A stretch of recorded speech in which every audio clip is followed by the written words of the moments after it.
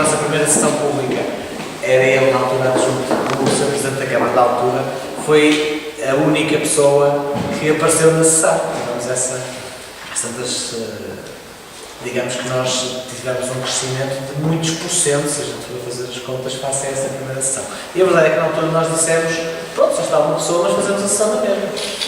E portanto, hoje não somos muitos, acredito que seremos bons, e acho que vamos dar a palavra ao Sr. Presidente da Câmara, que tem a ver com a nossa história, porque esteve no município e continua a acompanhar-nos e estar aqui presente. Portanto, penso que queria usar a palavra. Boa tarde a todos. Cumprimentar os autores. Naturalmente que esta história que o Dr. Luís conta foi verdadeira, mas de facto prende-se com uma sensibilidade e com um interesse que desde sempre a Amnistia Internacional me impressionou, não só pelos testemunhos, mas também por, enfim, alguns documentários que na televisão também foram passando, e é sempre uma organização para a qual nós temos, um espaço próprio. É uma instituição que tem prestado inúmeros serviços, não só em Portugal, mas no mundo inteiro, na denúncia de atrocidades nos direitos humanos, e por isso acho que era meu dever também hoje estar presente, embora vou estar só numa parte da sessão, porque tenho outros compromissos assumidos, mas fiz questão de passar por cá e dar também este sinal de apoio a esta organização que, no fundo, eu não conheço o livro, mas já me contaram algumas partes aqui em resumo, mas de situações que, infelizmente, mesmo nos chamados países desenvolvidos em Europa, e que é importante que hajam este tipo de instituições que, no fundo, alertem para, enfim, algumas derivas daquilo que nós, por vezes, damos por adquirido em termos do Estado de Direito, em termos de cumprimento da legalidade, de todos os procedimentos jurídicos e judiciais, mas nem sempre as coisas por vezes correm bem. Portanto, precisamos sempre de entidades autónomas, independentes, que façam, de certa forma, um juízo crítico e alertem para aquilo que são valores fundamentais, como é o caso dos direitos humanos. Mas eu não vim cá para falar nem para ouvir, portanto, muito obrigado pela vossa presença aqui no Castelo e uma boa sessão para todos. Obrigado. Ora bem, eu, na distribuição de serviço que foi feita até no grupo, fiquei incumbido de fazer a apresentação do livro, não tenho grande talento para isto. Tenho um talento de leitor, eu comprei o livro há uns meses e li na altura, e agora achei que era meu dever voltar a lê-lo agora com um olhar mais de procurar algumas passagens que achasse que eram significativas para os transmitir. Não vou falar muito, mas gostava de chamar a atenção para alguns aspectos do livro como leitor, porque acho que isso é significativo. Em primeiro lugar, apresentar os autores. Portanto, a Patrícia Lucas é jornalista e, pelo que eu percebi na minha leitura, acompanhou o caso do Nicolas. O caso do Nicolas, acho que não vale a pena estar aqui a apresentá-lo, porque acho que isso não me cabe a mim, cabe a vocês. Agora, eu acho que esta história é extremamente poderosa porque nos coloca o problema da justiça. Eu, há pouco estava a falar com professores sobre questões muito burocráticas e falava da justiça, e agora continuamos a falar da justiça. Eu gostava de começar, como leitor, com uma passagem que eu acho que merece ser ouvida, e que é na página 10. Na página 10, eu vou ler, e acho que depois posso dar aqui mais algumas notas, mas acho que isto vale por si. 1 ano, 6 meses, 5 dias, 10 horas, 33 minutos e 48 segundos. É este o tempo que já passei na prisão. Sei isto com tanta precisão que fico assustado. Até esta guerra perdi, a de contar o tempo. O mais triste é que não posso desistir ou virar as costas, atirando a toalha ao ringue e gritar: venceram, sou um derrotado. Não sou capaz de dizer à minha família que já não consigo mais. Não posso conter estas lágrimas que me escorrem pelo rosto. Nem pedir um ombro, porque sei que estão todos ocupados a fazer tudo para me ajudar. Acho injusto, mas só vejo uma forma de pôr um ponto final nisto. Se ao menos pudesse pedir para não chorarem por mim, não quero que chorem por mim. Lembrem-se de mim como era, não como este pedaço de tristeza em que fui transformado. Mas não sei se vou conseguir, não sei se o vou fazer, não sei se consigo pôr um ponto final nisto. Sou um cobarde, tenho medo.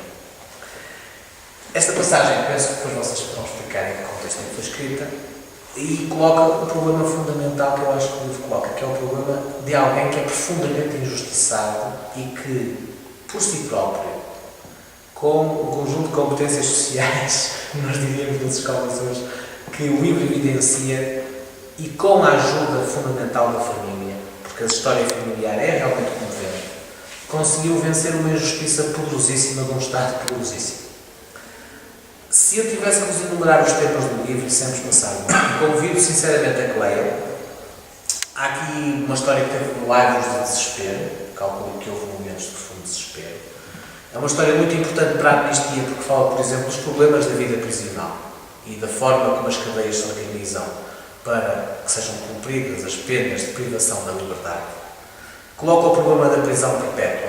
Há uma passagem do livro, se alguém quiser procurar depois na página 106, que diz: a perpétua é 1000 vezes pior que a pena de morte. É uma discussão que a gente tem na amnistia, a questão da pena de morte, mas é engraçado que alguém que viveu a experiência a comenta e fala sobre ela. E tem o valor da experiência, que é um valor importante. Depois temos a situação da pena de morte, porque este caso confronta-nos com o problema da pena de morte, que é o erro judiciário, é um dos problemas, e um erro muito forte. Coloca-nos o problema de como é importante que os processos judiciais sejam bem conduzidos e haja rigor na forma como eles são conduzidos, para não produzirmos erros destes. Porque, honestamente, da minha perspectiva, nunca ter estado preso, um dia de prisão para um inocente é, por si só, uma injustiça equivalente a muitos dias. Porque um dia, para mim, chegaria como injustiça. Há uma outra questão, por exemplo, a questão dos processos, a questão dos interrogatórios. A descrição que faz dos interrogatórios é realmente impressionante. E depois há um valor que também é importante, que é o valor do jornalismo. Isto é para a Patrícia. Há uma passagem do livro em que se pergunta quanto vale um jornalista, quanto vale uma verdade. Eu achei essa frase interessante. E a verdade é que o valor do jornalismo como forma de descobrir a verdade, que às vezes é desconsiderado, e às vezes as pessoas também dizem que a justiça e os processos judiciais descobrem a verdade. O jornalismo, neste caso, descobriu a verdade também, ajudou a descobri-la. E depois, uma coisa que é salientada também numa passagem de um dos comentários do bastonário da Ordem dos Advogados, que é o valor do advogado. A verdade é que houve advogados que tiveram um papel decisivo em que esta história fosse revelada nas suas diferentes fases e houvesse justiça.